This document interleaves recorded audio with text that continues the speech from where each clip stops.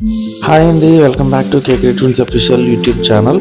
ఈరోజు బ్లాగ్ అంటే జాన్ ఫస్ట్న ఈరోజు కాదు పాతే జనవరి ఫస్ట్న మా బిలౌడ్ చైర్మన్ అనేటువంటి శ్రీ నల్లపల్లి శేషారెడ్డి గారిది బర్త్డే సందర్భంగా మా ఆదిత్య స్టాఫ్ అంతా కూడా వెళ్ళి ఆ రోజు అక్కడ ఆయనకి విష్ చేయడం మాకు ఒక ఆచారంలో మారిపోయింది.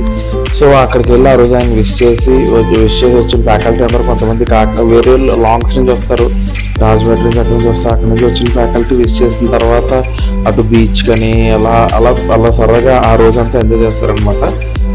సో మేమేంటంటే అక్కడికి వెళ్ళి విష్ చేసిన తర్వాత మా చైర్మన్ గారు వచ్చిన వాళ్ళందరికీ కూడా బ్రేక్ఫాస్ట్ అరేంజ్ చేస్తారు. బ్రేక్ఫాస్ట్ చేసేసి సో అక్కడి నుంచి తర్వాత స్టేజ్ ఎక్కిన తర్వాత ఆయన విష్ చేసిన తర్వాత బ్రేక్ఫాస్ట్ చేసి అక్కడి నుంచి మా దారి మేము వెళ్ళిపోతాం అనమాట. సో మా చైర్మన్ గారి గురించి చెప్పాలంటే ఆయన ఇంటి పేరు నల్లబెల్లి ఇప్పుడు వచ్చి ఎవరికి తెలియదు.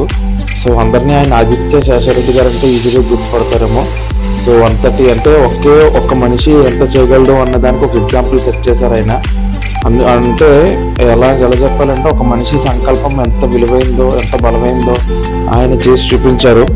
కేవలం ఒక ట్యూషన్ సెంటర్గా కోచింగ్ సెంటర్గా స్టార్ట్ అయిన ఆదిత్య ప్రస్థానం ఇప్పుడు ప్రాంతాల్లో ఒక ఎడ్యుకేషన్ ఇన్స్టిట్యూట్గా మారింది. సో అక్కడి నుంచి మేమైతే కాకినాడ 82 degrees ఐనాక్స్కి అయితే రీచ్ అయ్యామన్నమాట.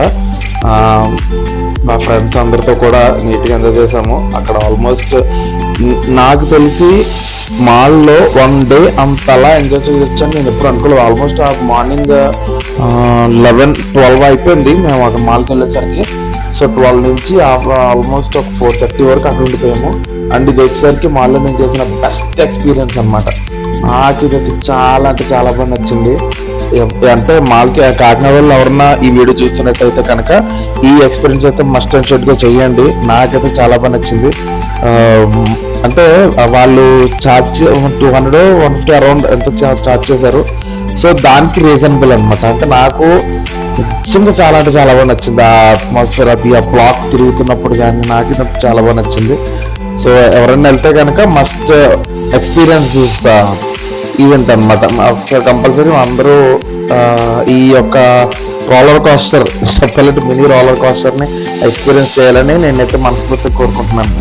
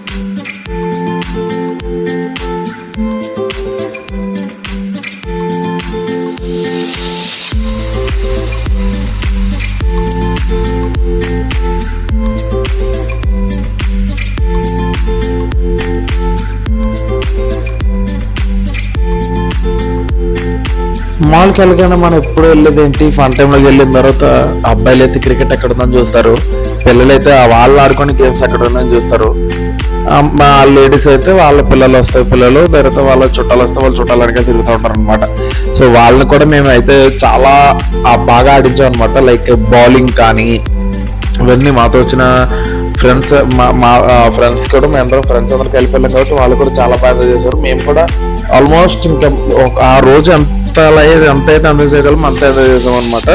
మాకైతే లిటరల్లీ ఆ రోజు చాలా హ్యాపీ అనిపించింది. ఒక పాజిటివ్ వైబ్తో ఇయర్ని స్టార్ట్ చేసాము. సో ఆ హైప్ అలాగే ఉండాలని, ఆ వైపు అలాగే ఉండాలని మేమైతే అనుకుంటున్నాం అనమాట. వీళ్ళు ఎంతమంది ఇలా దీంట్లో క్రికెట్ ఎక్స్పీరియన్స్ చేస్తారో కింద కామెంట్ అయితే తెలియచేయండి.